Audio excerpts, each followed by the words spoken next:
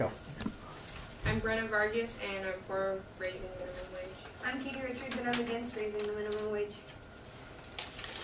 Okay, so first point is, there's a lot of kids that are just working at like minimum wage level jobs, and they're trying to pay to go to college, and they can't go. It's taking out of their class time because they're getting less money and working more. Half of minimum wage workers are age 25 and up, and only 35% of them work full-time. So, 65% of them are working less than 40 hours per week.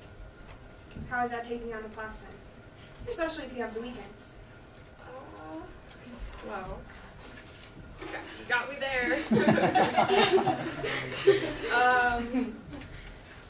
Well,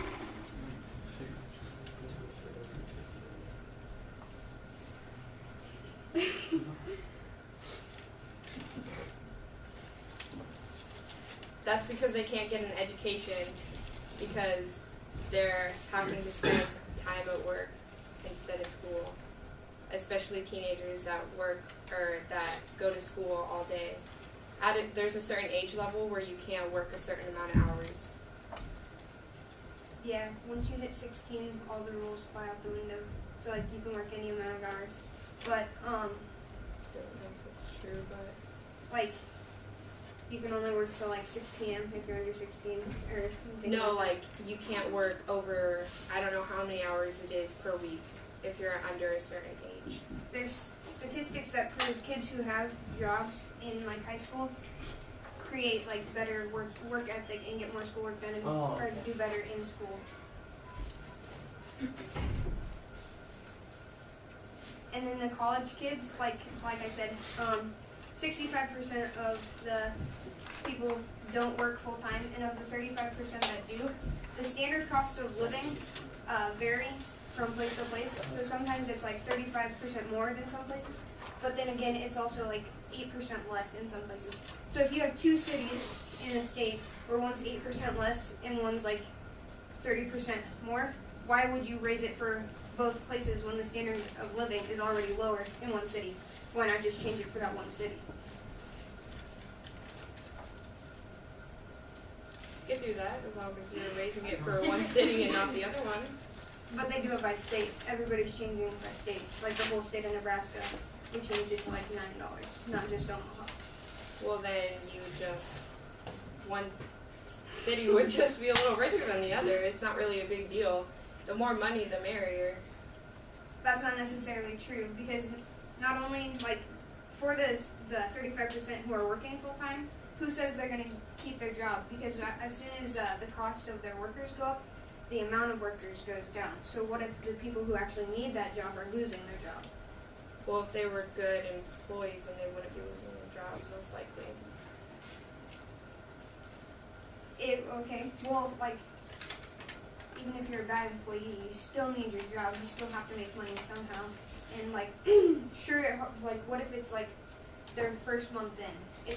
Sure, they're less skilled, but they're going to get there. They have to have time to become a better employee. And if we're just cutting them a month in, how are they getting any experience? And for people who are trying to get into the workforce, say college kids, how are they getting in there without any experience? Other places. So Brenna, I'm going to stop you for a second. I think you're feeling like you have to respond to everything Katie says, and you might not have a good response. All right. So if you don't, okay, just go ahead and look at your points and bring up another point that maybe she'll have to respond to, or that she has a response to.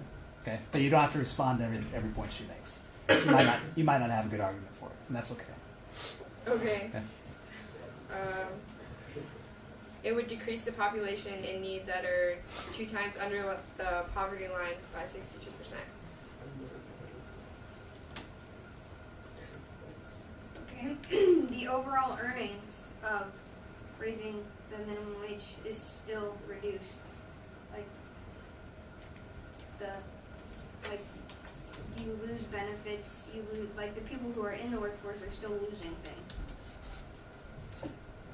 Yeah, but if you raise it, then all the people that are 2 times. That's not just the poverty line. That's 2 times under the poverty line. 62% of those people that are all the way down here, it will satisfy their needs if you raise it. Okay, going back to the people who are working minimum wage jobs, almost half of them are teenagers. They don't have families. They're still depending on mom and dad to pay for their gas, take them here, take them there. They're teenagers. They're not trying to support themselves. So like the other half are are like 25 and up, and like I said, only 35% of them work full time. So of that 62%, you've only got 35% of the workforce part of that.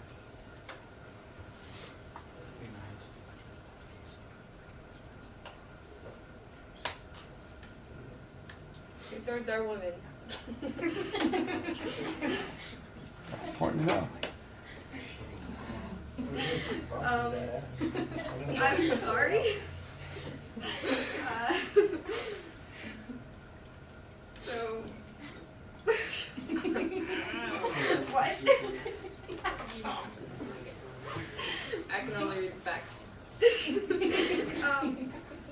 What does that have to do with anything else? Well, Like men and Women- women, like women have babies, and if their dad leaves, then the mom is essentially with the kid more likely than the dad, and so the moms need the money, which are women. But not all of them are moms, but 2/3 are women. That's all I can say. they're women. Sorry, Okay. I've said too much already. 2/3 are women. I think that's saying something.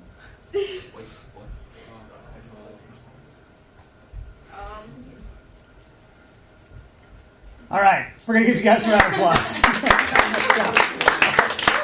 Thanks for stopping.